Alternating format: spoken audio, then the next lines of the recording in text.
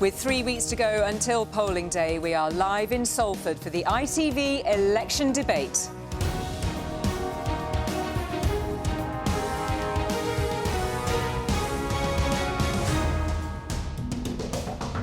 Let's meet the 7 politicians vying for your votes over the next 90 minutes.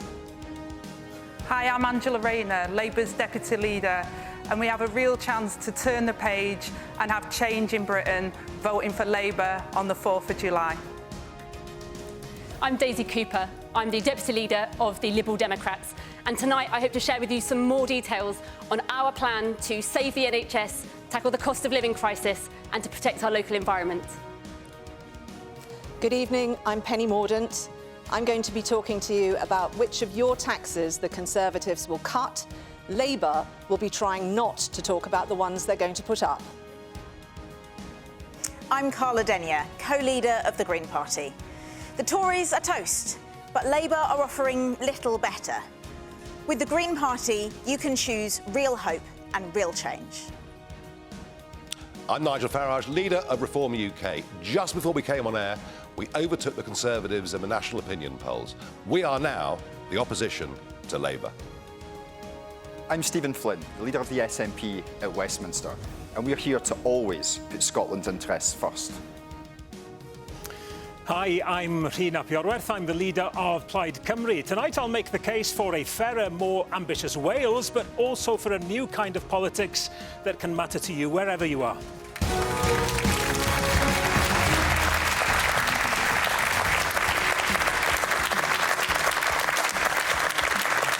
Hello and welcome to the ITV Election Debate. It has been a fractious few weeks in the election so far, grappling with issues like the cost of living, tax, the health service and immigration. After our head-to-head with Keir Starmer and Rishi Sunak tonight, we have leading politicians from the 7 largest parties in Great Britain to hear all of their ideas and plans for tackling the big challenges. And with trust in politics at an all-time low, and when many of us feel our political system is broken, what can they say to restore some faith? Well, the format tonight is simple. We want to focus on 4 big questions at the heart of this general election campaign. Those questions come from ITV viewers, and the questioners selected are here in the studio with us. They will put their questions directly to the politicians. Each politician will then have an initial uninterrupted reply to the question. After all the politicians have had a response, we will then debate their positions on that question in depth. I may add in some shorter questions from the viewers at home to add to our debate. And you can join in wherever you are by using the hashtag ITVDebate. It's time for our first topic. We were inundated with questions from people worried about public services, from people who use them and from people who work in them. Asking about that is Dennis from Southport. Dennis. I was born around the time that the NHS was founded. It was an amazing thing, but unfortunately, now it is on its knees. So many public services are not working as they used to. Do any of you have any ideas that are big enough to make things work again? Thank you very much indeed, Dennis. And a reminder that Dennis's question obviously talks broadly about the public services, some of which, like health and education, are devolved areas with policy set directly in Scotland, Wales and Northern Ireland. I'll come to my first responder, please, to Penny Mordaunt. Thank you. Well, thank you for your question. The NHS in particular, it's an act of faith for the people of this country. They want to be able to rely on it. But since the COVID pandemic, the caseload that our healthcare professionals are dealing with has gone up by 43%. The only way that we can reduce those waiting lists is to keep the NHS budget strong. That we have done, that we will continue to do. The only party on this platform that has ever cut the NHS budget is Labour. They've cut it 3 times in Wales. And we have to increase the number of healthcare professionals that we have. We have been doing that, 70,000 more nurses, for example. We have to continue that, and we won't do if we can't retain them in the service because they're being taxed out of it because of their pension. Thank you very much, Penny Mordaunt. Stephen Flynn. Dennis, thank you for your question. And the NHS is quite an important topic for me because I physically wouldn't be standing here if it wasn't for the good work that the NHS did. I was a disabled man for 18 years. I know the importance of our public services, but our NHS in particular. The thing the NHS requires more than anything is clear financial support from government and a plan for the future. And I'm afraid that Westminster doesn't offer that hope and that certainty. What's baked in under a future Labour government is £18 billion worth of public sector cuts. That's the equivalent of the entirety of Scotland's health and social care budget.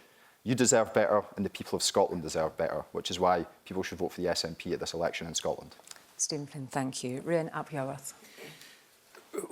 We can look at it from two sides in Wales. Actually, we have suffered, as everybody is, as a result of the public spending cuts by 14 years of the Conservatives. But also in Wales, we have had Labour health ministers who've mismanaged health for 25 years.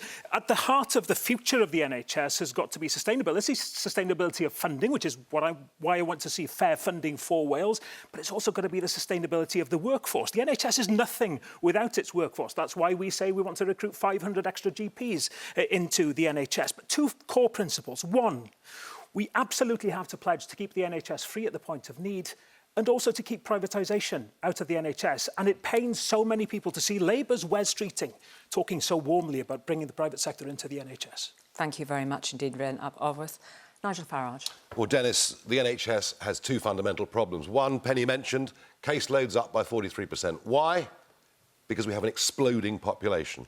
All of our public services are under pressure because the population has increased by 6 million since the Conservatives came to power. It's impossible to keep up. Secondly, everyone talks about more money, more money. We've massively increased the amount we spend on the NHS. We've gone from spending about 7% of the national cake to over 11% of the national cake for worse and worse returns. And we need to look at countries like France, who spend exactly the same sum of money but get far better services by people paying in to an insurance fund. It acts on a mutual basis. Those that can't pay don't. They get better results. Let's think more broadly. Thank you very much indeed. Carla Denyer. Dennis, you're right. The NHS is in crisis. And the Conservatives' answer of a workforce plan doesn't help when they're refusing to pay healthcare workers properly. They're pouring water into a leaky bucket because people are leaving the service for better pay and better conditions elsewhere. It also doesn't help what Labour are proposing, opening the door to more privatisation in our health service. The answer is investment, and that's why the Green Party is clear that we would make transformative investment into not only the NHS but also social care, which helps take the pressure off the NHS. The Green Party will always stand for an NHS for people, not profit. Thank you, Carla Denyer. Angela Rayner. Thank you, Dennis, for your question. The NHS is one of our proudest achievements and it'll become Labour that will have to fix it again. Before I was an MP, I was a Unison rep and I was a home care worker, and in 2010, the Tories, aided and abetted by the Lib Dems, created austerity, which meant many of our workforce were made redundant, and now we've got the crisis in the NHS. So we've got to fix the workforce problem and we've got to invest. That's why we then the non-dom tax status, so we can put 40,000 new appointments, and we'll use up private sector to bring down those waiting lists, but the NHS will remain a public service under Labour, and we'll also fix the problem in our social care, because if you don't take the two together, then you won't fix them. And we've also said on the VAT on private schools to give us 6,500 qualified teachers in our classroom to fix our education as well. Thank you very much, Angela Rayner. Daisy Cooper. Dennis, I have heard different versions of your questions time and time again. I hear from people all over the country. They're working hard, they're striving, they're supporting their families, they're paying their taxes, and when they go to use their public services, whether it's the NHS, whether it's schools, whether it's the police or anything else, they're broken. They're completely broken, and nothing works. Now, in this election, we Liberal Democrats have said that our manifesto is a manifesto to save the NHS and social care. We're pledging £9 billion to invest upstream. We see on the TV all these disastrous pictures of people dying in the back of ambulances, suffering the indignity of corridor care because they can't see a GP, they can't see a dentist, and that's what we want to fix. So under Liberal Democrats, you'll have 8,000 more GPs, we'll fix the dental crisis, and we'll invest free personal social care so people can get all the care they need when they need it. Daisy Cooper, thank you very much indeed. And just to return to Dennis's question, he was born around the time the NHS was founded. He's seen it over all of these years, haven't you, Dennis? Saying it's now on its knees in so many other areas of public services, which we will also touch on beside the NHS. Things are just not working. This is what we've heard time and again from our questioners. The key thing that Dennis is asking is, do you have ideas that are big enough? Angela Rayner. Well, yes, we've also said not only do we need that investment, but we do need the reform. We need the technologies as well, because our NHS is world leading, and then we need to have those scanners and the new technology so that we can have the best possible care for people. That will also bring around, with that reform, efficiencies in the way that people work. So we're open to that, to make sure that people get the support that they need. But we've got to fix the social care crisis as well. But what Angela's refusing to admit there is what was referred to earlier, which is the Shadow Health Secretary essentially saying that he's going to hold the door open to the private sector. Now, that is not... He did say that, and that is not... That's not true. ...where the answer lies. The answer lies I'll in answer that directly. And when it comes to staffing... Let's just pause there and allow her to answer that directly, and then I'll come back to you. I'll answer that directly. Wes Streeton has said, in order to bring the record high waiting list down, that we would use up capacity in the private sector to bring the waiting list down, rather than keep people on waiting lists, waiting for years for an operation that they desperately need. Angelo. We think that's the right way. Okay. But it will always be a publicly owned NHS under Labour. Angelo, all of us are aware of what Wes has said, and you may deny it, but the reality is he said he wants privatisation. It goes beyond just hospitals as well. And when we talk about staffing, because staffing is an enormous issue, the elephant in the room is the fact that it's not migration is the problem, it's the fact that we need more people coming in to work in our hospitals and to work in our social care sector, which has been decimated by your Brexit. Isn't the point? All we want is for it to be free at the point of delivery. That's what matters. And actually, Labour are quite right to say, let's use the private sector to try and reduce some of the waiting list. Why not actually give people tax relief on paying money into private insurance to relieve more of the pressure? I chose my words carefully. It's the warm words which Wes Streeting has used to describe the role he sees it for the private sector in the NHS. And the problem with that, you see, is that if you're allowing the scarce funding that we all agree there is in the NHS to be leaked out of the NHS in private profit, rather than doing things like setting up the cancer system that Plaid Cymru proposes in this election, you're not serving the people that we're meant to be. Thank you. Let me bring in... I think this goes to the heart of the problem, because I think we should just keep political dogma out of the public sector and public services. The public, we're all politicians up here, but most of the public don't care what colour the cat is. They just want some mice caught. That's what they want. They want results. And in my experience, listening to people who are actually doing these jobs, police officers who have reduced crime by half over the time we've been in office, healthcare professionals who are coming up with amazing initiatives in our hospitals and in our GP surgeries, teachers who are responsible. We now have 90% of our schools are good or outstanding. Listen to the professionals in these services. Keep political dogma out of it. Thank you. I'll come to you in a moment, Carl Dennett. On that issue of private involvement in the NHS, speak to Penny Mordaunt from the Lib Dems perspective. Daisy Cooper. Well, to be honest, where there is capacity in the private sector, we could be using some of it in order to bring down the waiting list. But let's not kid ourselves. There is very limited capacity in the private sector, and we shouldn't be using it if it guts more capacity from the NHS. One of the problems we've had over the last few years, as you know, is that the Conservatives have absolutely gutted primary care. Some people go to see their GP. Your party promised 6,000 more GPs. We now have fewer per head. We have dentists fleeing the NHS and working privately because the dental contract is so broken and hasn't been fixed. Boris Johnson stood on the steps of Downing Street and promised to fix social care once and for good, and he hasn't, and it's now in crisis. So our plan is to fix the front door with more GPs and dentists, and to fix the back door by fixing social care. Quick response from Penny. Now I want to bring in Carl Dennett. We have grown the number of healthcare professionals. And they're leaving. It's one in, one out. We have 70,000 more nurses. You're pouring into a leaky bucket. We have a dental recovery plan. It's not working. New providers coming in, and also mobile services now. This is the only way. What about the junior doctors?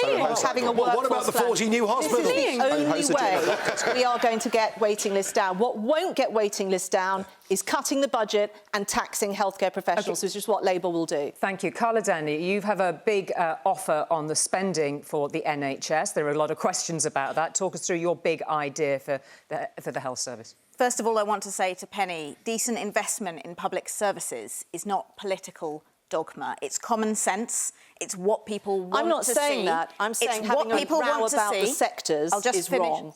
Sorry, Decent investment in public services is common sense. It's what the public want to see, an NHS well-funded in public hands so that it can do its job.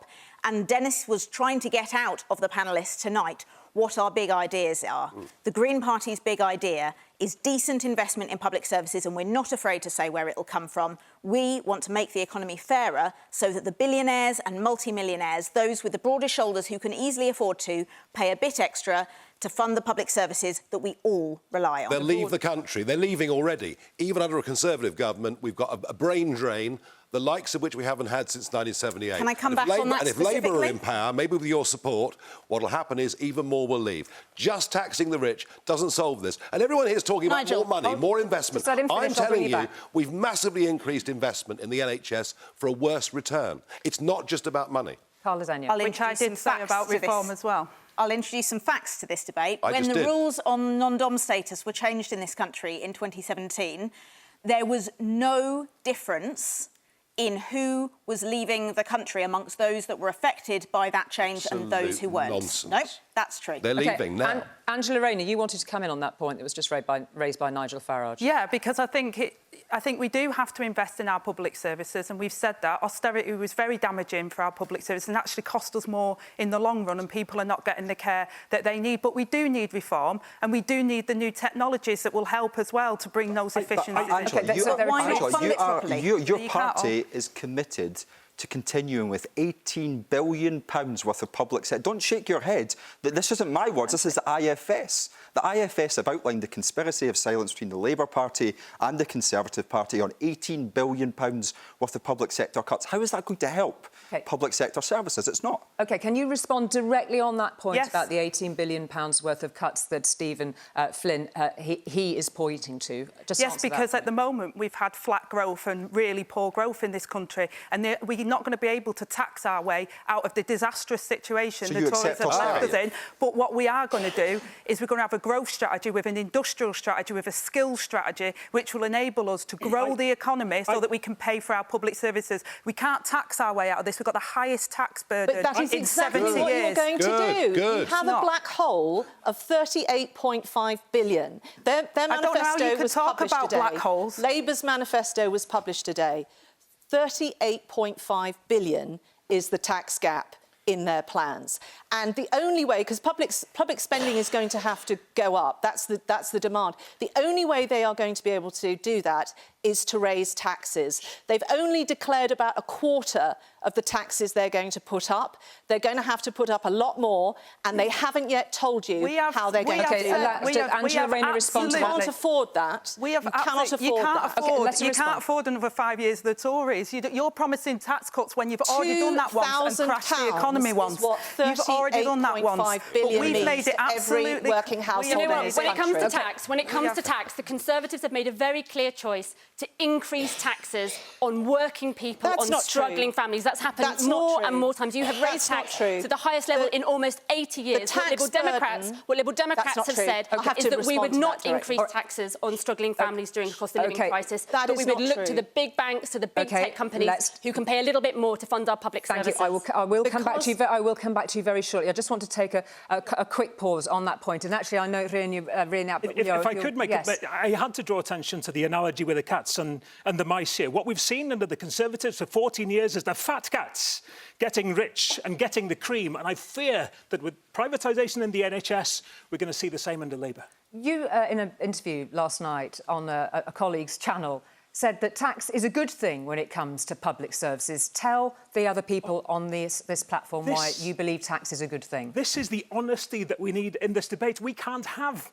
a decent NHS. We can't have good schools unless we have a fair taxation system that brings the money in to pay for those services. The taxation system has to be fair. We have to have honesty. And the taxation has to be fair in that the weight is borne by the shoulders of those who have the broadest shoulders, be it corporates or the very, very wealthy. We have to spend money wisely. Just pump. Folks, I've explained to you, we've massively increased over the last few years the percentage of the national cake we put into the NHS for a worse return. Does nobody else acknowledge we need to spend the money better?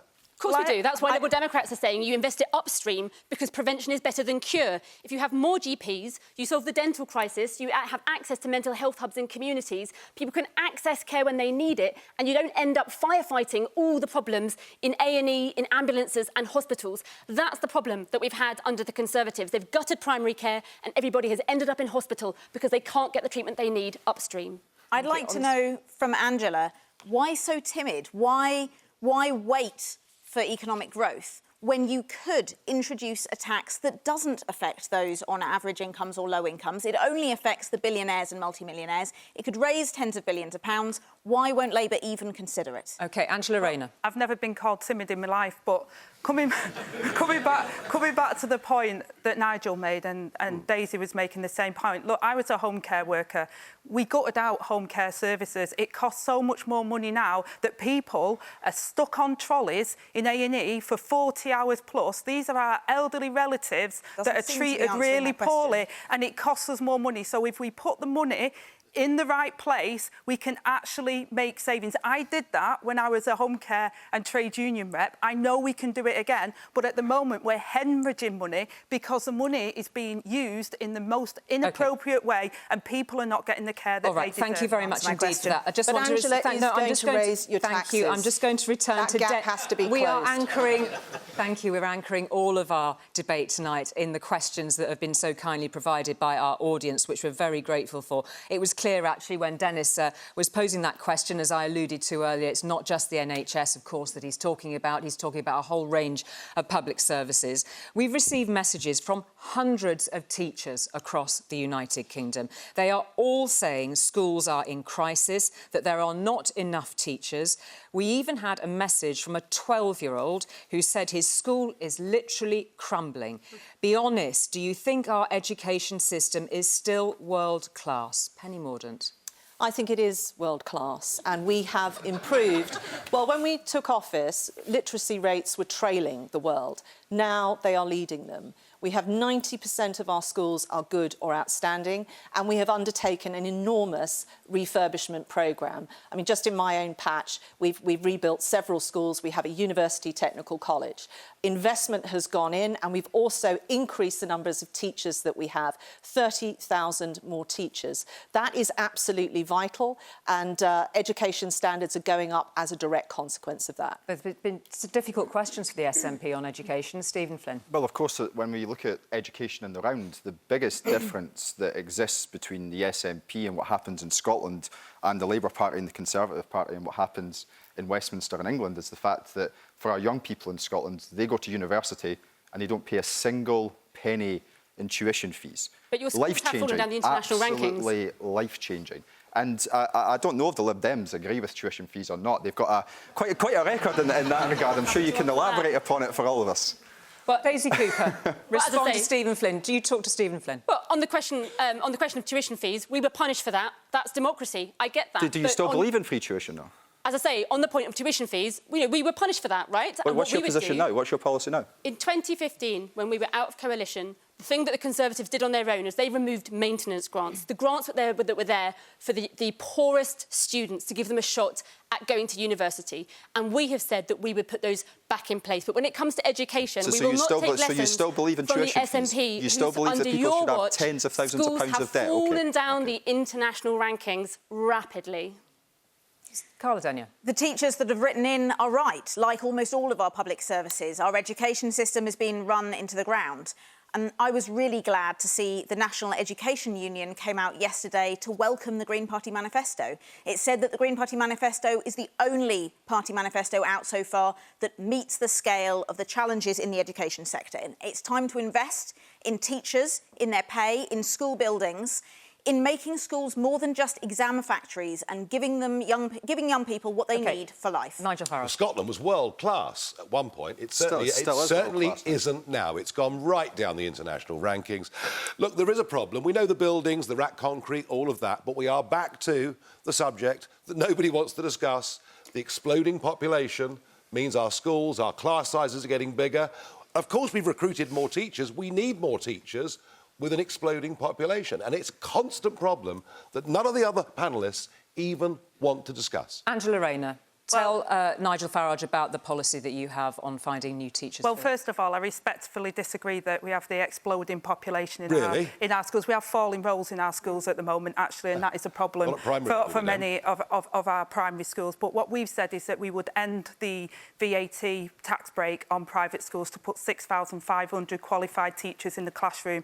We've got teachers teaching lessons that they're not qualified in at the moment. We think that every child should have a qualified teacher in the classroom. And we had the Tories who knew and were warned about RAC and the problems with our schools' buildings at the moment. We've got more temporary classrooms because of that, because they did nothing, but they cut the capital budget for schools at the same time, knowing full well that there was dangers with RAC buildings. OK, Nigel Farage and then Penny Mordaunt. Look, you know, if you put 20% on private school fees, all you'll finish up with a lot more, probably 25% of those currently in private school will then be a burden for state schools. It is a self-defeating policy that removes parental choice. OK. Well, Nigel, those schools could... OK, thank you. Our state schools have had austerity and have cuts and cuts. Those schools could absorb some of those costs so they didn't have to pass it on to all of the people. So you're happy with more pupils going into the state sector? But we cannot afford to give private schools a tax break when our state system cannot have the right teachers in the classrooms that they deserve. OK, must bring in Penny Mordaunt now. In addition, in 2010, in addition to there being no money left, IFOI, the Department of Education, about the Building Schools for the Future programme, they weren't even looking at secondary schools in that programme. And what Angela and the Labour Party are going to do is, unbelievably, they are going to tax education. The result of that is, yes, some families will not be able to send their kids to the schools they're currently going to, but also, they've admitted this week, class sizes will go up as a consequence. It's crazy. It doesn't serve anyone, and it's the kind of dogma that we need to keep out of the public sector. Penny Mordaunt, thank you. Ria Napiola. Wales was one of the first literate countries in the whole world, and it pains me to see what's happened in the 25 years of Labour ministers in Wales, and it pains me again to see the impacts of public spending cuts by the Conservative government. Now, I don't know how Angela Rayner thinks half an extra teacher in every school in England will make a difference to the standards of education, but I'll tell you one thing, we need, and both my parents were teachers, we need, just as in health, to make sure that our workforce feel supported. It's in good wages, but it's also in knowing that government is on their side, and neither in Wales nor in the rest, nor in England, can they say that that's the case. Well, OK, no, I'm going to... in our manifesto we have the school support staff negotiating body, which is around the whole of the support staff as well as teachers, which I believe will make a difference. Thank you very much. We've had so many thoughts and debates within that question about public services. We've had thousands of questions from our viewers about the scale of the problems in the public services against the backdrop of a pretty squeezed financial situation. I know that everybody here and at home will have listened with great interest in what you've had to say. All of those perspectives, from reform to spending to tax, a lot of things to think about. Do stay with us. After the break, we will be talking about immigration, trust in politics, and yes, Brexit. After the break. See you shortly.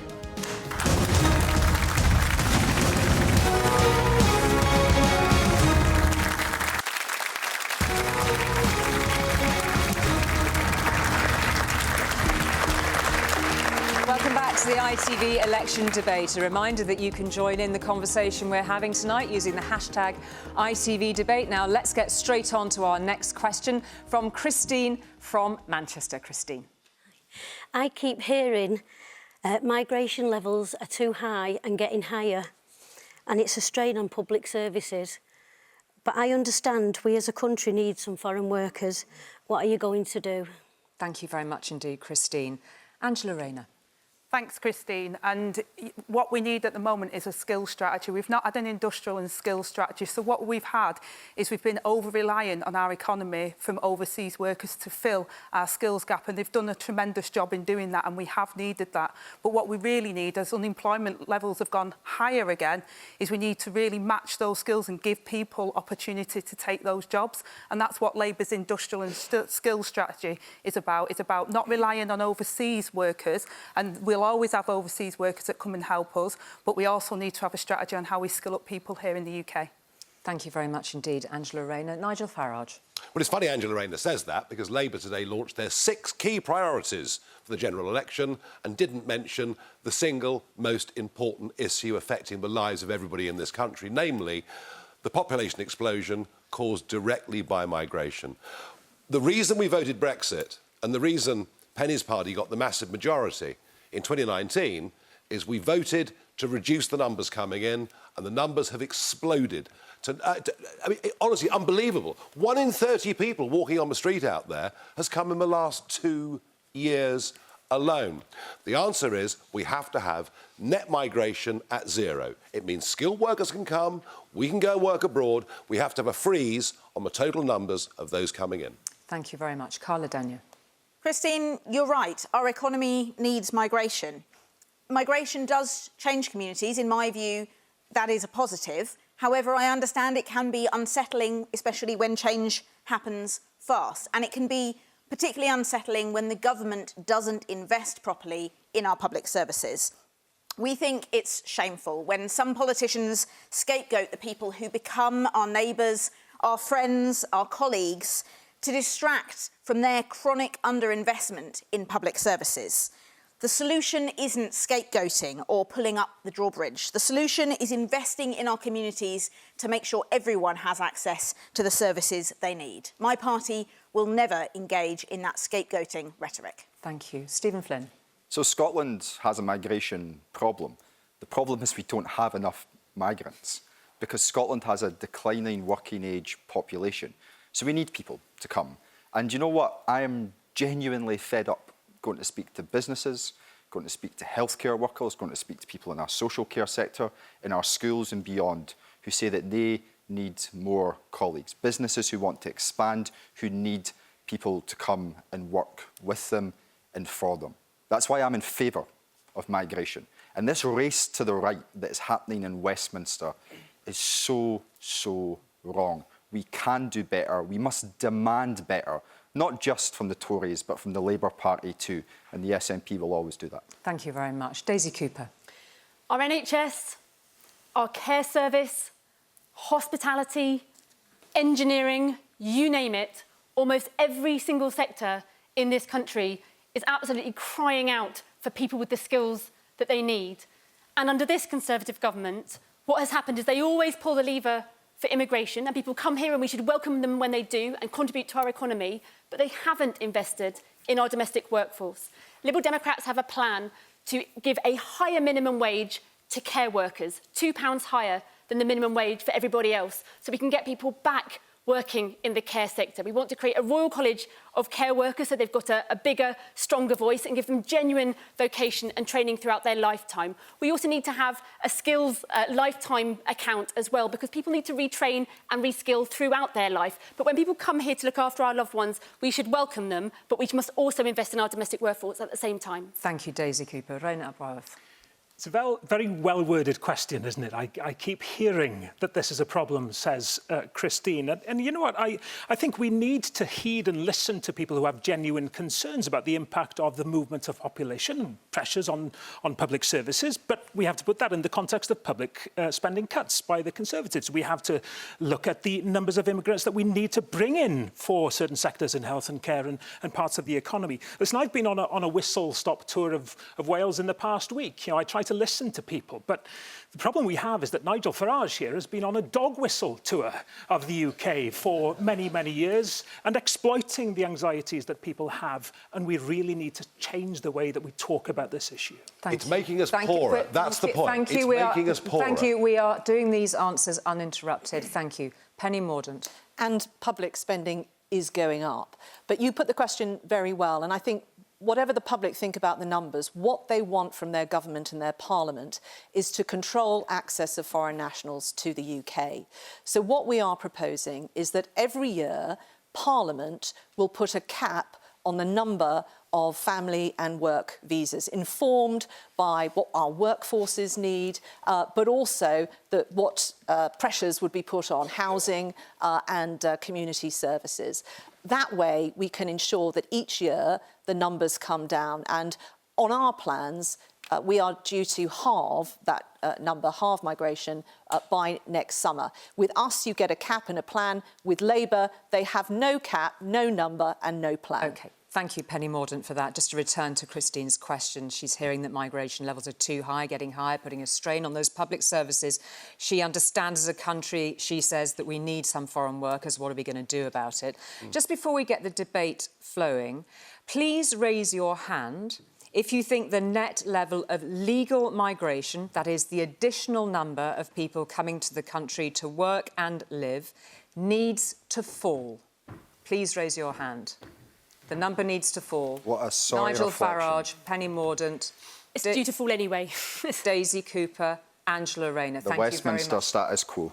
That's Thank exactly. you. That's the Westminster not at status all. quo. Of course No, it no, is. no. The four main Stephen. parties. No, it isn't. The four main No, it isn't, parties, Stephen. all with the exact I same welcome view. immigration because I think that people come here and they're more likely to prop up our public services and work in our public services rather than they are to put a drain on our public services. So I welcome immigration in this country because they contribute to our public service. But the numbers are due to come down anyway. But I think part of the reason we have so many people coming here, and I welcome them when they do, is because we're not investing in our domestic workforce, and we can do both at the same time. OK, thank you. There was some pretty strong language used towards Nigel Farage about dog whistle tours and scapegoat politics. What's your response to that, I'm just Nigel talking Farage? numbers. We haven't even mentioned housing yet. But could you respond to that point in Oh, particular? no, I ignore that nonsense. Complete nonsense.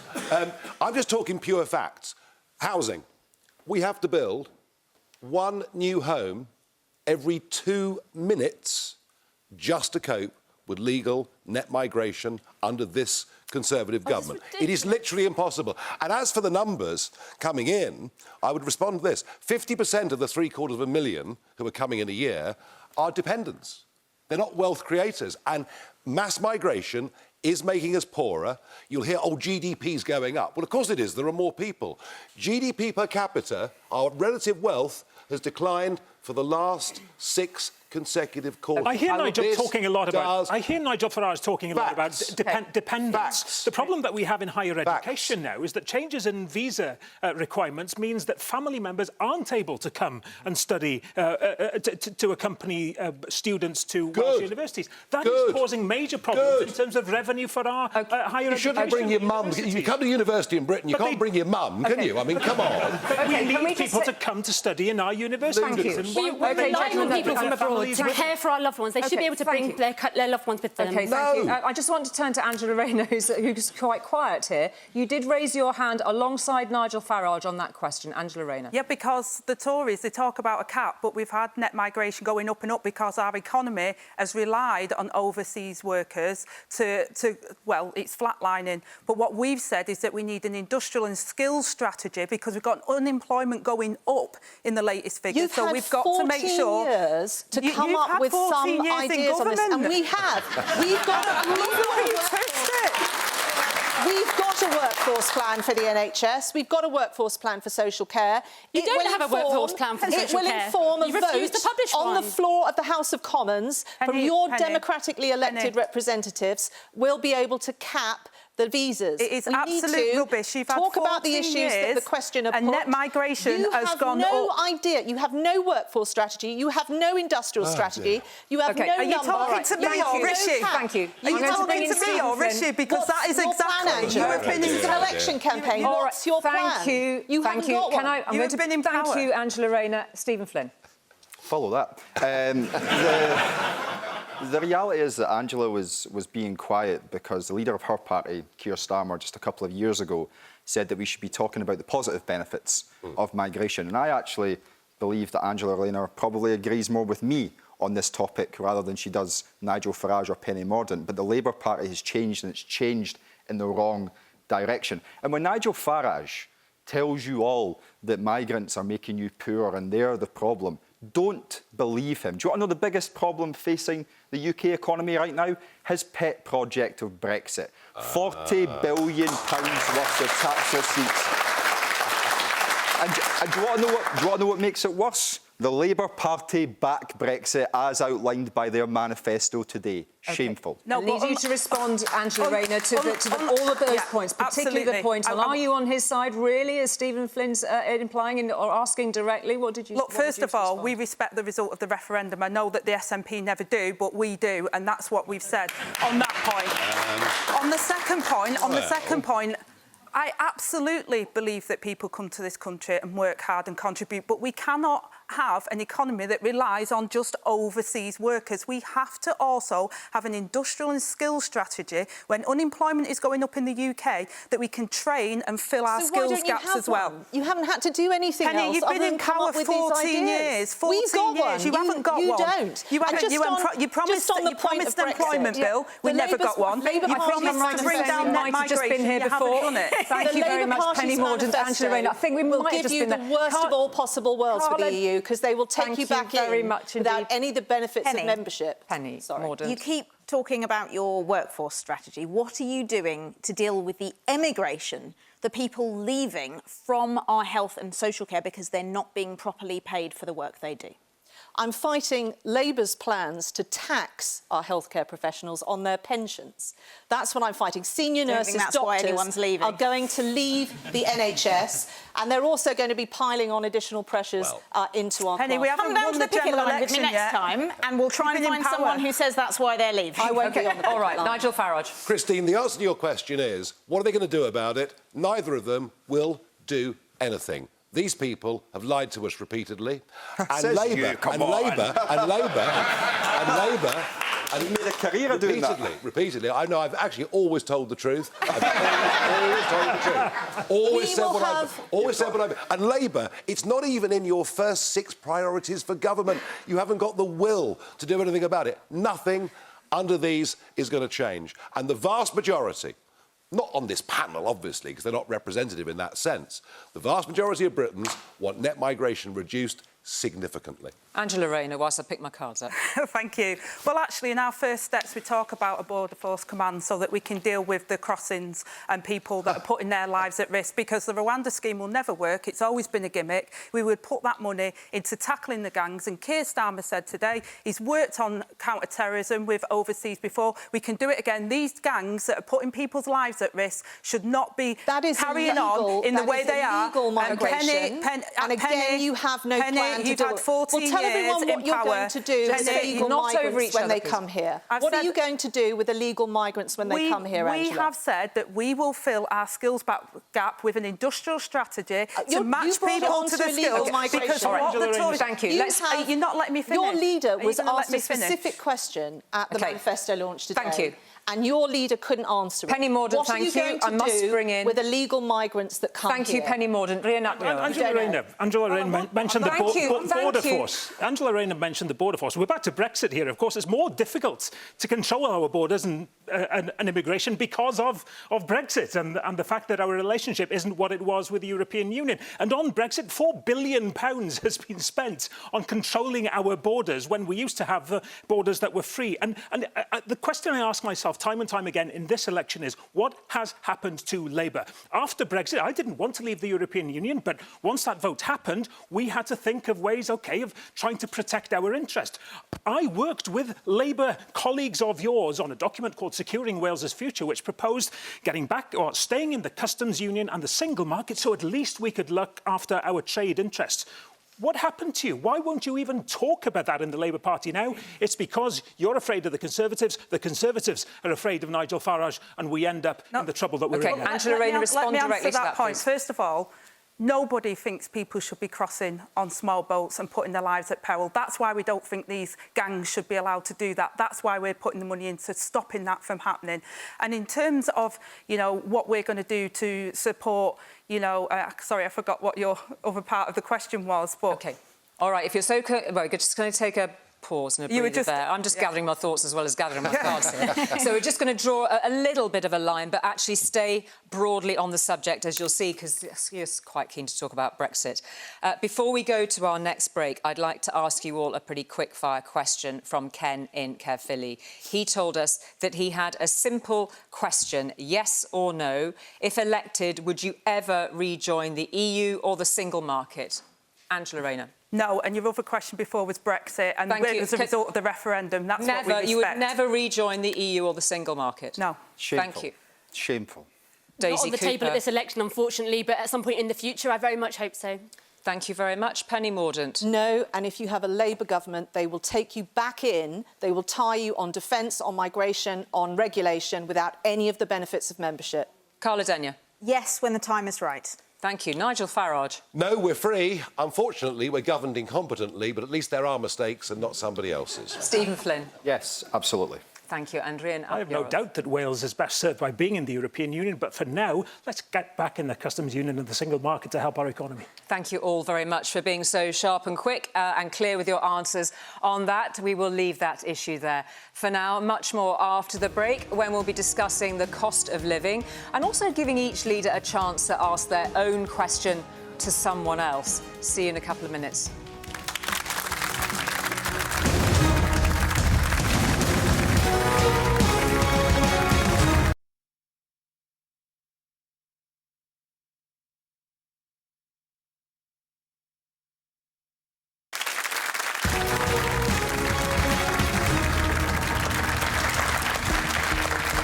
Welcome back to the ITV Election Debate, where 7 of the country's political leaders are making the case for why they should get your vote. With our next question, it's now time to turn to Janice from Penarth in South Wales. Good evening. Britain is a rich country. I've worked in housing for 32 years. Why am I working every day with individuals and families who never thought they'd struggle, but now rely on food banks and are at serious risk of homelessness? Thank you very much indeed, Janice. Nigel Farage. Because people are getting poorer. It's quite simple. I mentioned a few moments ago that GDP, wealth per capita, has fallen for the last 6 consecutive quarters. And it's very much, and it's been the same, it sort of began with Labour, but it's continued. It's very much a country in which the big corporates and the big banks and a certain group of people have become richer exponentially, and everybody else has fallen behind. And things that perhaps, you know, we could have expected when we were younger, our kids and grandkids now find a house unaffordable. Rents have risen by 20%, in some parts 30%, just in the last 3 years. And I'm sorry, but we are back to the population explosion and the massive impact it's having on the lives of people. And we've got to try to get the population to steady, and we have to build more houses, and we have to take the poorer people out of tax, increase the tax Thank you very much. to £20,000, get people back to work. Thank you very much. You've had your time. Nigel Farage, thank you for that. Rhian ap Iorwerth. Thanks for the question. Yes, a very rich country, but one of the most unequal in the world. And it's because of that we were so ill prepared for the cost of living crisis. Some, of course, was exacerbated by war and global conditions. But, of course, we can never forget Trussonomics and the crashing of the economy at the hands of the Conservatives. So what we had was a cost of living crisis. Yes, a cost of inequality crisis, a cost of lack of investing crisis, a cost of missed opportunities. Somehow we have got to get government to recognise the importance of dealing with inequalities before they can make opportunities open to all. And that is what is so missing from what Labour is offering, tied at the hip as they are to the Conservatives. Thank you very much. Stephen Flynn. There's an easy answer to your question, which is the Conservative Party is the problem. But to look more deeply into the policy aspect of this, we've had 14 years of austerity. Then we've had the damage of Brexit and what that's done to the economy, the shrinking of the economy, the £40 billion worth of tax receipts, which have disappeared out of the economy. Then, of course, we had Liz Truss and her decision to crash the economy. And, of course, on top of that, we've had the mismanagement of primarily Scotland's energy resources, which has led to everyone in this room and everyone across these aisles, energy bills going through the roof. The thing that concerns me the most is what comes next. And the status quo consensus in Westminster is for £18 billion of public sector cuts, isn't it, Angela? Thank you very much indeed. Daisy Cooper.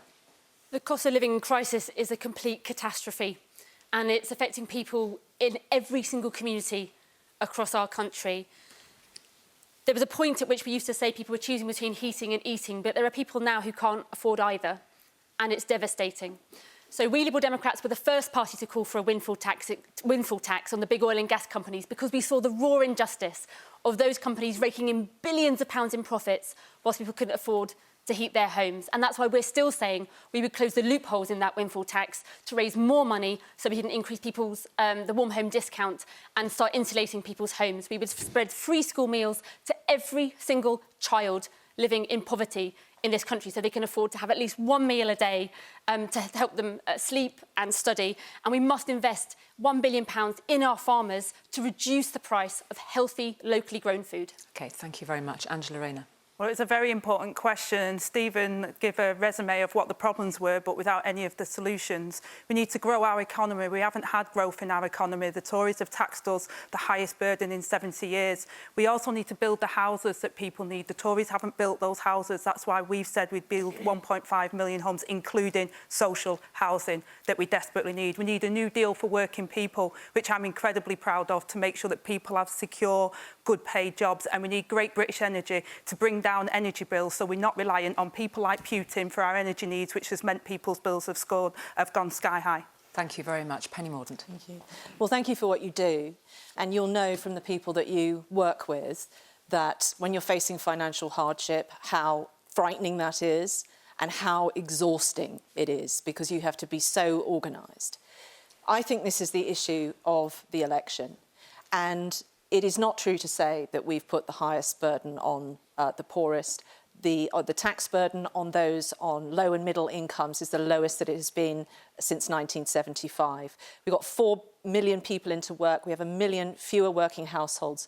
But what we need to do now is cut tax. We have to enable people to keep more of the money they earn. That is what we will do. Labour will do the opposite. They will put up taxes, they will put up bills, and the people you work with will suffer. Penny, you keep spouting this rubbish, it's uninterrupted. Angela Rayner. Angela Rayner, we are doing uninterrupted responses, and it is Carla Denya's time to respond. Carla Denya. Thank you. Janice, you're right. The rich are getting richer, but the poor are getting poorer. We think it's time to bring fairness back into our economy by asking the billionaires and the multimillionaires to pay a bit more and introducing a £15 minimum wage, an immediate £40 uplift, weekly uplift to universal credit, and lifting the cruel two-child benefit cap, which both the Conservatives and the Labour Party support, even though it unnecessarily holds 250,000 children down into poverty. It's not even that expensive to lift, but both the Conservatives and Labour have ruled it out. Thank you very much indeed, Carla Denya. And just a reminder of Janice's questions. She works in housing. It's very pertinent to her. She's seeing it day in, day out. She's asking why so many people are now relying on food banks and are at risk of losing their homes. And just to put some statistics here before we get this debate going, last year the Trussell Trust handed out 3.1 million food parcels, the highest number ever. And the Independent Institute for Fiscal Studies has said this Parliament has been the worst on record for growth in average incomes. Stephen Flynn put some very clear points directly to you, Penny Mordaunt. Perhaps you'd like to respond to them, first of all. Well, look, we have been through some very, very tough times, and the economy is now turning. Wages have been growing for the last 10 months. This is not the time to suddenly rack up taxes on people. Labour are going to do this. Their leader has said he is going to do this. What you haven't been told is what taxes and on what people. But the average is £2,000 per working household in this country. People can't afford that. You know they can't afford that. I asked you to respond. And it will choke off to the recovery. Stephen Flynn, speak directly to Penny. You know what the public can't afford, Penny, is any longer one single day more of a Conservative government which is completely out of touch with the reality on the ground. Let me respond to that directly. And ultimately, if we are going to move this conversation on to economic growth and what comes next, because that's probably where it's going to go. And, you know, Angela said that she wants economic growth, but she didn't mention the single market, didn't mention freedom of movement, and didn't mention the fact that the Labour Party have walked away from £28 billion of investment in net zero technologies, whilst the United States, Europe and everyone else is going down that route to grow the economy. The Westminster consensus is alive and well, and it doesn't serve you well, and ultimately it will be the people who need it most, the people who can't afford the shops, the people who are ultimately living in poverty, who will feel the consequences of Westminster's priorities. OK, and I'm just going to come back to the question. We really want to root it in this one. Janice is working with individuals and families who never thought they'd struggle. We're not just speaking about those who are on the poorest and on the lowest incomes. There are people who've not struggled before, who've been very frightened by this experience. Carla Daniel. Yes, I met with the local branch of Citizens Advice in my home city just earlier this week. And they told me the exact same story. They're helping people who've never needed their help before. And the key message that they wanted me and other prospective MPs to go away with is an understanding that for too many households, the problem is extremely simple. Money in is less than money out. The government could choose policies that would fix this. It's choosing not to. So's the Labour Party. The Green Party thinks differently. Daisy Cooper, you wanted to come in there. So, Penny Mordaunt has said that the Conservatives haven't put tax up, but really? I mean, of course they put tax up, and they even froze the personal allowances, meaning that people were dragged into paying a higher rate of tax. That was an invisible tax increase by the Conservatives. But the fact is that the cost of living crisis has been made so much worse by the mini-budget, which blew a hole in the public finances and made people's rent and mortgages go absolutely sky high. And people have felt that hit, and they are still trying to recover now. One of the biggest regrets, I think, of 14 years of mismanagement by the Conservatives is that they missed the opportunity to invest in economic growth in order to help our communities. During those years when interest rates were low, what they chose to do was have this ideological drive to cut public spending that hit everybody, especially those who are poorest. And in this election, you'll hear me talking a lot about ambition. Where is the ambition from either of the Westminster main parties to invest in allowing us in Wales to make the most of our natural resources through devolving the Crown Estate, allowing us to invest in transport and connectivity through giving us the billions we're owed as a result of HS2 rail in England? That's the ambition that we need. We're not hearing it from the Conservatives, and I regret we're not hearing it from Nigel We need to do something with vision. And if we increase the level at which people start to pay tax to £20,000, that takes 7 million people out of tax. That's up to a £1,500 benefit for people on lower wages. But it helps get people off the benefits trap.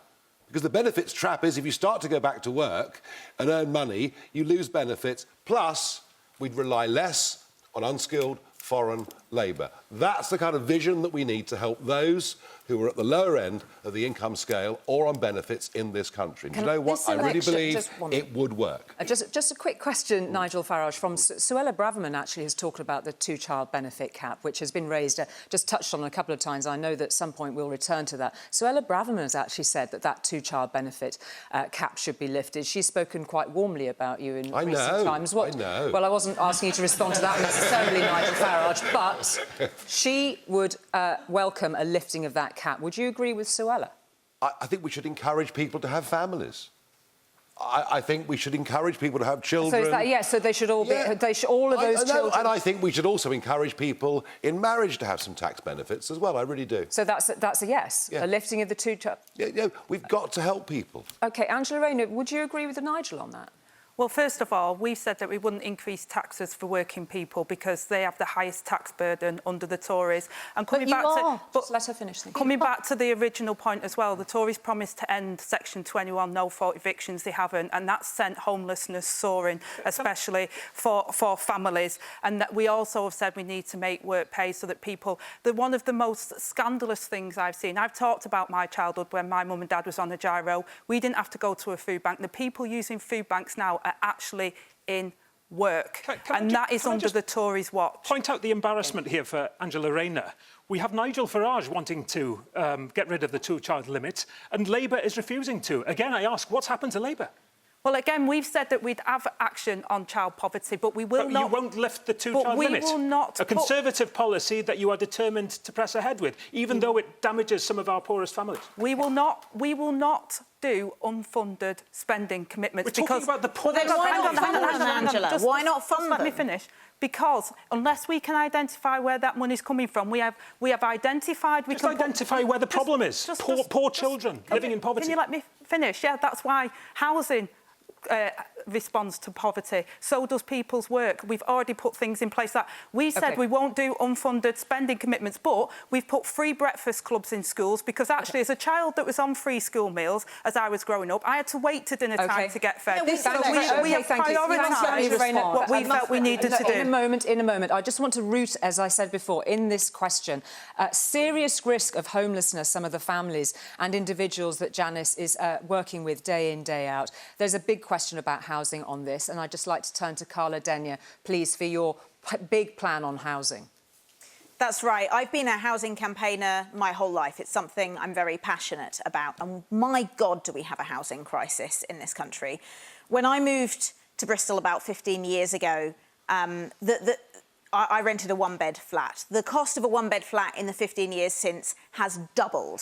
And we can all agree that wages have not doubled in that time. And so, yes, the Green Party does have a plan. There is no one single bullet, there's no panacea, but there are a group of measures that we can do together. That includes creating more homes. We would create 150,000 council homes a year by the end of the next Parliament. That's through a mixture of new build and giving councils the powers to buy the supply more easily from the market. It also involves giving councils the ability to make sure that private housing developments deliver the kind of housing we need, the right homes at the right price in the right place, and giving councils the power to keep private rents under control in areas where they're overheated. The SNP have had some tough questions over the affordable housing budget. Stephen Flynn, give us your big plan. Well, of course, in Scotland, it's the SNP that has seen the building, has oversaw the building of 40% more affordable homes than in England and 70% more affordable homes in Wales. I don't necessarily think that's a tough question to answer. What we're looking at is the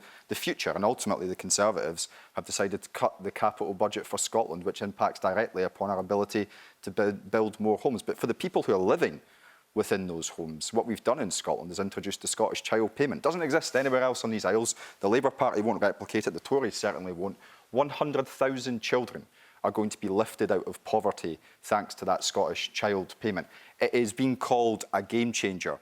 Will the Labour Party back it, yes or no? Yeah, well, and I'd add to that, Plaid Cymru is proposing £20 extra for every child as well, because, again, like the SNP, we recognise that we have to get to grips with the issue of child poverty.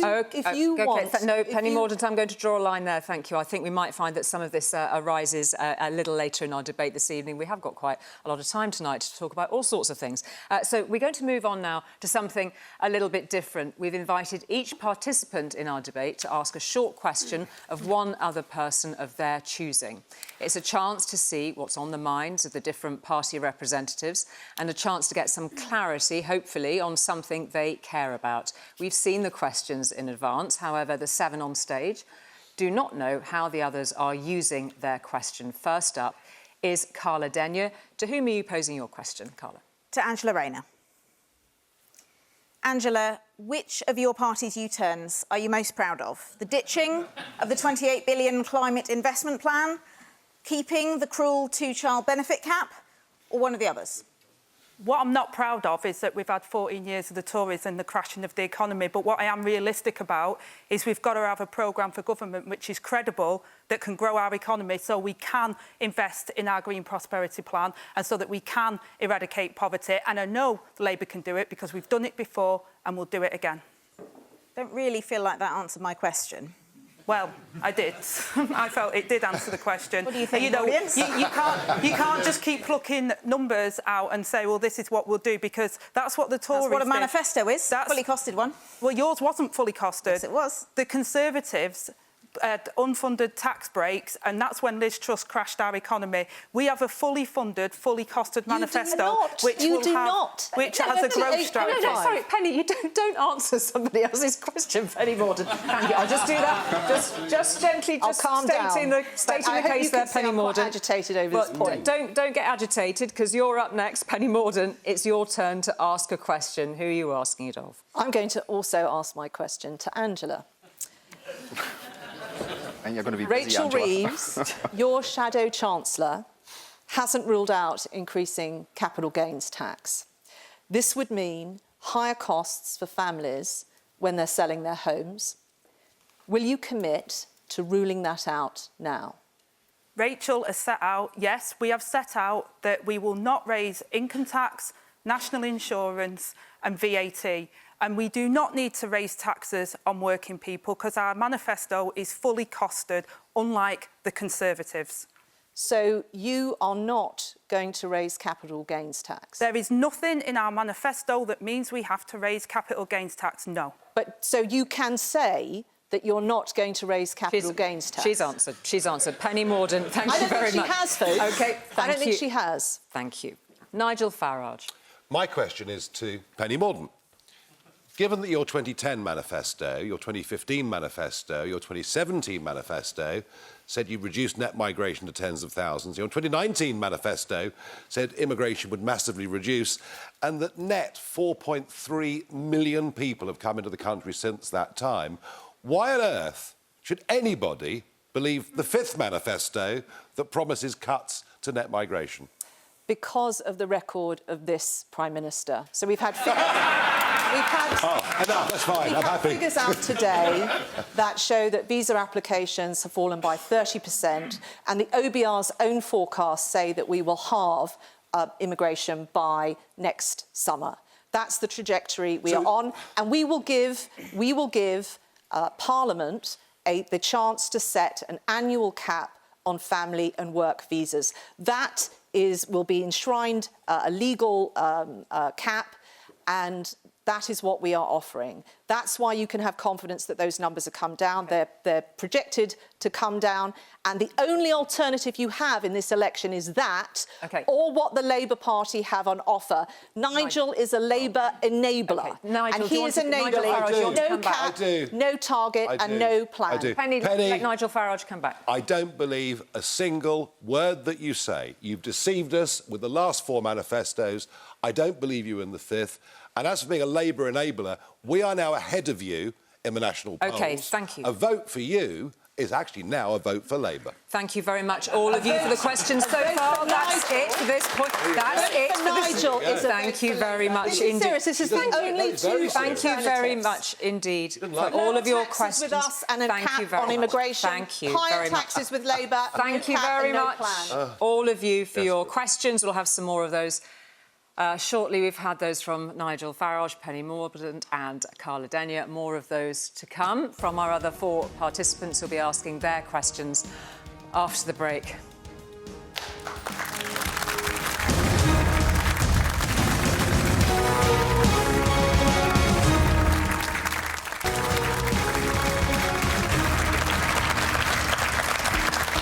Welcome back. We've asked our participants in tonight's debate to ask a question of one other person. Before the break, Carla Denyer, Penny Mordaunt and Nigel Farage had their go. Now it's time for the other four candidates to ask their questions, starting this time with Angela Rayner. Angela Rayner. Thank you. I'd like to ask Penny, would you allow Nigel Farage into the Tory party?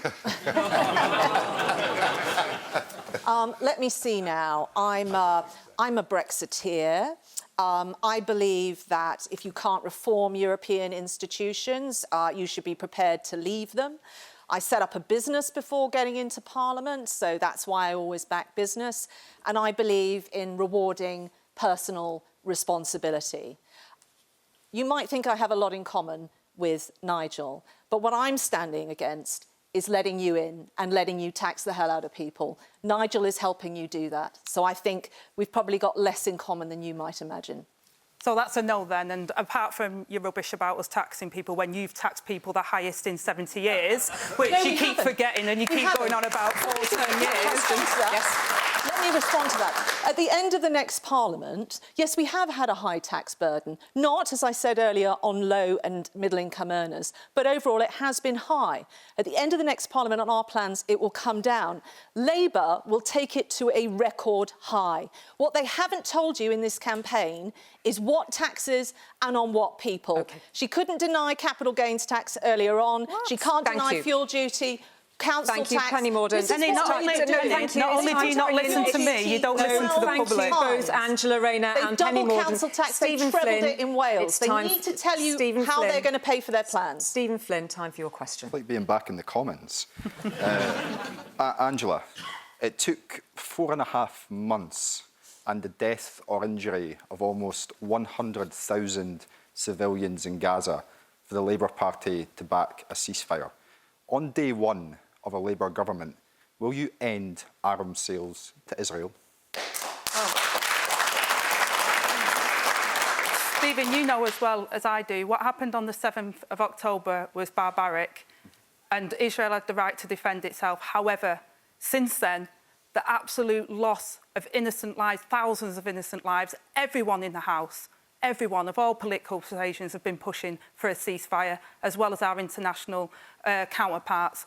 But if we were in government, we would immediately review, as we've been asking the Conservatives, the legal advice on arms sales to Israel, and we will comply with international law. Thank you very much indeed, Stephen Flynn, for your question about the horrific scenes we've all witnessed following the Hamas attacks of October the 7th and the Israeli military action in Gaza since. Thank you for that question. Daisy Cooper, your question. Everyone else's. My question is for Penny Mordaunt. So it's about trust.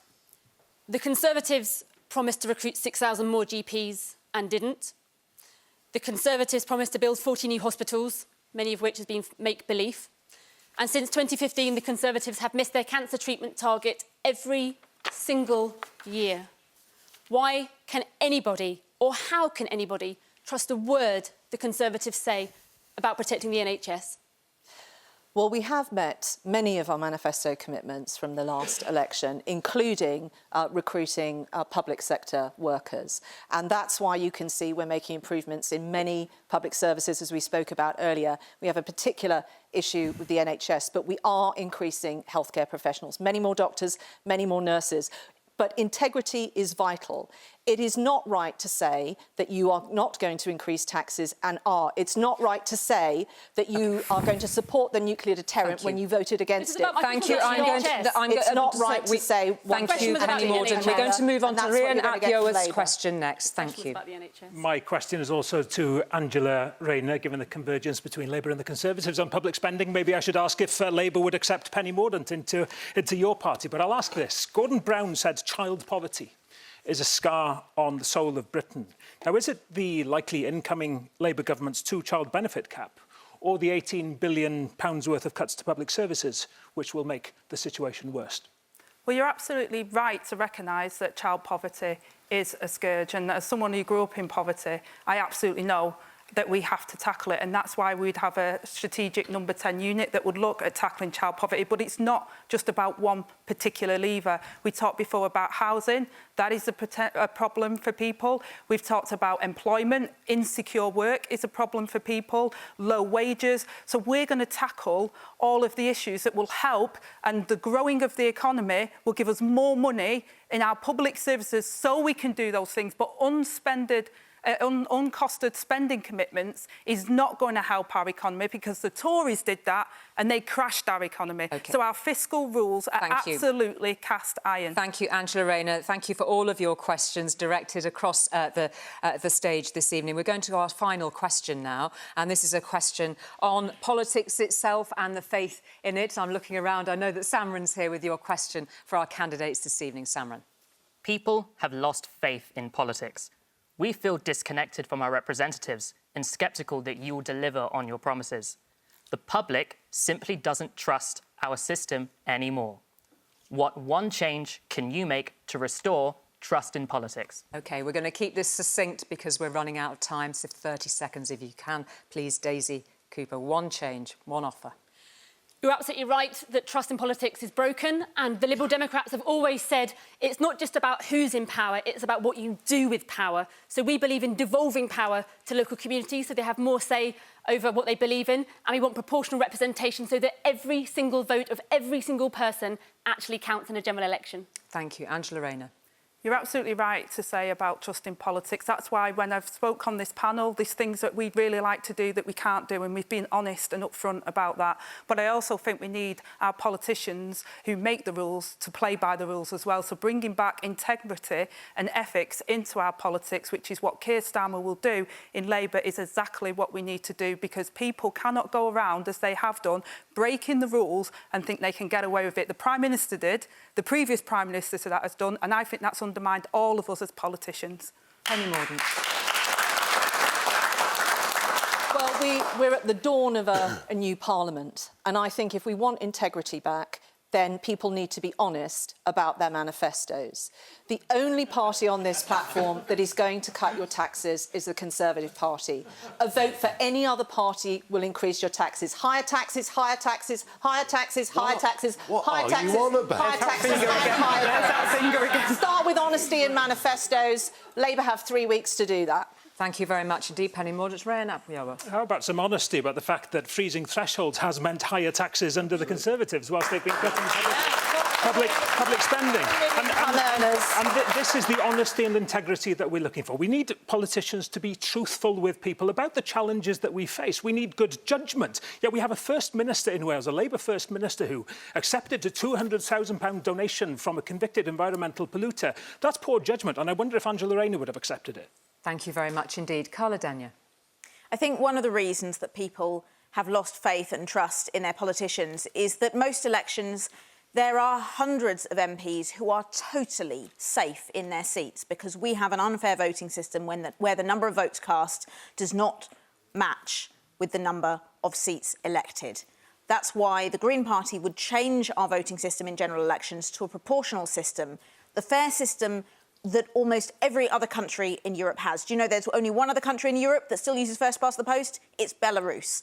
And why do we not have a fair voting system? Because Conservatives and the Labour Party block it. Thank you. Stephen Flynn. In my view, you should always vote, if you are doing well in life, for the politician who will make sure that others can get on in life. And if you're not doing so well in life, you should always vote for the politician who's going to make things better for you. I think that's a nice and good starting point in politics. The Westminster system, the way it operates, is broken.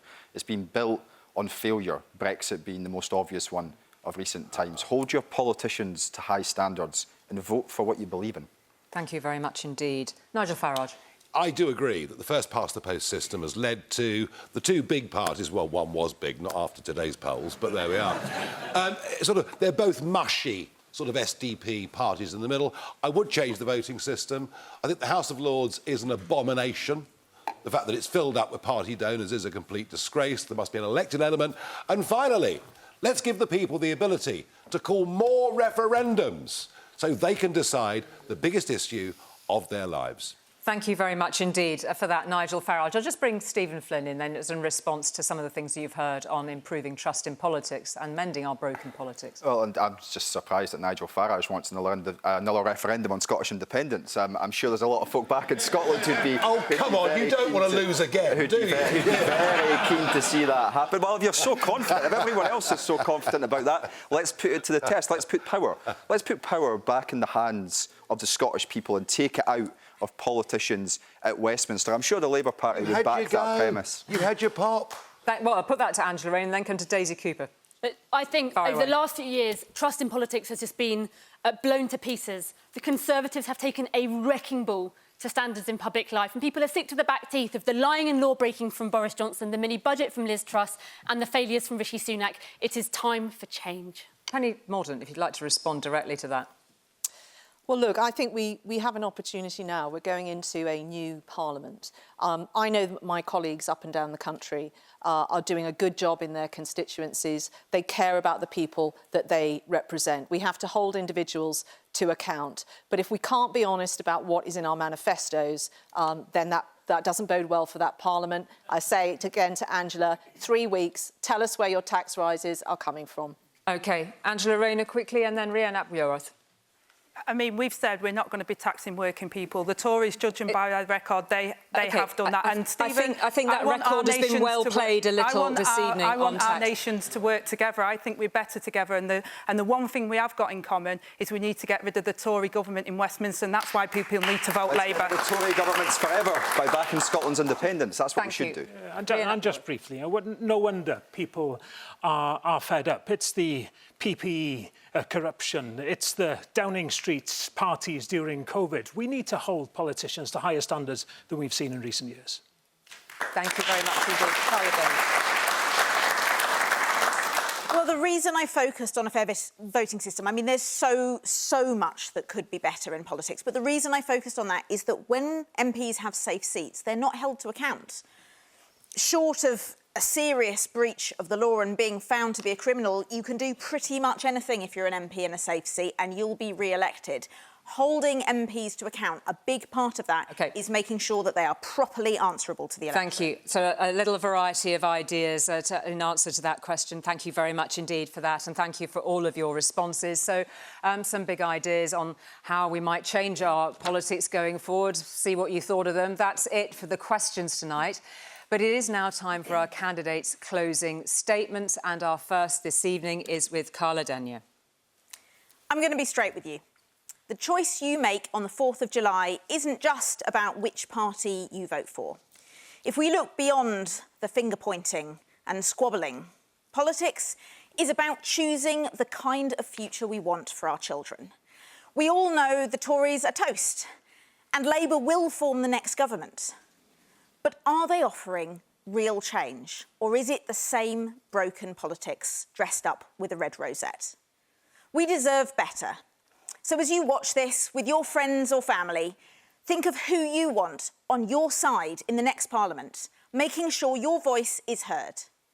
The Green Party is on the cusp of breaking through in seats up and down the country, and Green MPs will never stop defending our future, protecting our NHS from privatisation and pushing the next Labour government to think bigger and act bolder.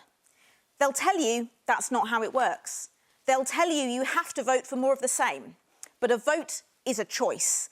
And on the 4th of July, you can choose real hope and real change. Thank you very much, Penny Mordaunt. Tonight, Angela Rayner has proved one thing. Labour will put up your taxes. Labour's track record of economic hardship speaks for itself. The lesson of the last few years is that when Labour are in charge, unemployment rises and tax rises. They will do it all over again. They're going to tax your pension. They're going to tax your home. And what you need to know from tonight is that they are also going to push up your bills. These are hard truths, but better face them now than regret them later. It's your choice, it's your vote, and it's your future in your hands. So, if you value your pension, don't give a blank cheque to Labour. If you value your pension, vote Conservative. If you value your home, vote Conservative. If you value your future, vote Conservative. Thank you, Penny Mordaunt. Daisy Cooper. Our country is crying out for change, and it's not hard to see why. Day in, day out, all over the country, people are striving just to get on in life. But under this Conservative government, too often, it feels like we're fighting a broken system. Nothing works. Under Ed Davey's leadership, the Liberal Democrats are promising a fair deal for the British people. We will fix the NHS and social care, tackle the cost of living crisis, and stop filthy raw sewage being dumped into our rivers and seas. A vote for the Liberal Democrats is a vote for a strong local champion, a vote for a fair deal, and a vote to help deliver the change that we all so desperately need. And in so many parts of the UK, a vote for the Liberal Democrats is the best chance of finally voting this disastrous Conservative government out of office. Thank you. Angela Rayner. The choice at this election is simple. More chaos with the Conservatives or change with Labour. Imagine waking up on the 5th of July to 5 more years of a chaotic Tory government. Years of high tax and low growth, while everything gets more expensive. Crime going unpunished. NHS waiting lists getting longer. The Tories have left you and our country worse off. A vote for Labour is a vote to end the chaos. We know we can't tax our way to growth. Labour's plan for growth and wealth creation is about stability, investment and reform.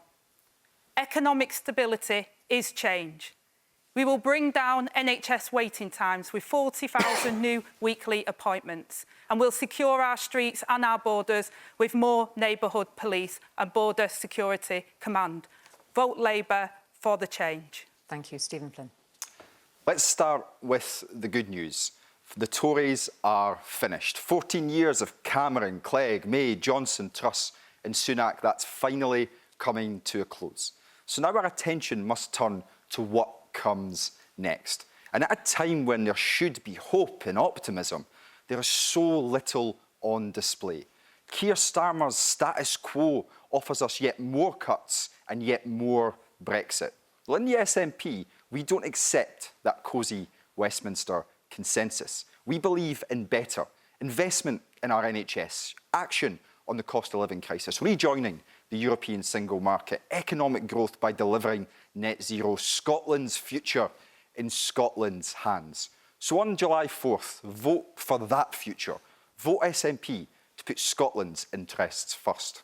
Stephen Flynn, thank you. Nigel Farage. Unlike the rest, I don't need a script. I've come out of retirement, back into politics, with passion in my heart. And I'll tell you, Britain is broken, everyone knows it, and Britain needs reform. The election is over under our system. We know that Keir Starmer's going to win and probably have quite a big majority. The question is, who will lead the opposition? Because for democracy to work, there has to be a voice of opposition. And I put it to you that Ed Davey of the Liberal Democrats won't do that, because he actually agrees with Labour on most things. Rishi Sunak won't do it. Well, he'll probably be in California by then anyway. And the Tory party is split down the middle and about to implode in this election. I say to you, I will stand up against open borders. I will stand up and say those that come illegally across the Channel should be deported. I will stand up and fight for the millions of men and women running small businesses. I have the courage to take on the mob. Please join the revolt. Thank you. Rhian ap Iorwerth.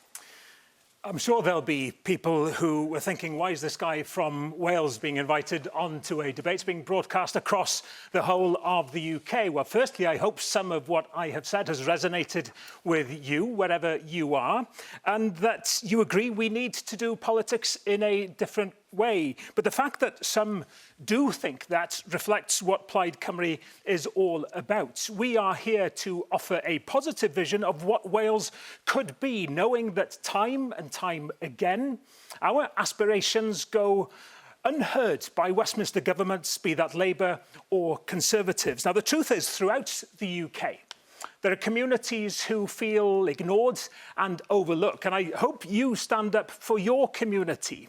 And for me, it'll always be about standing up for Wales.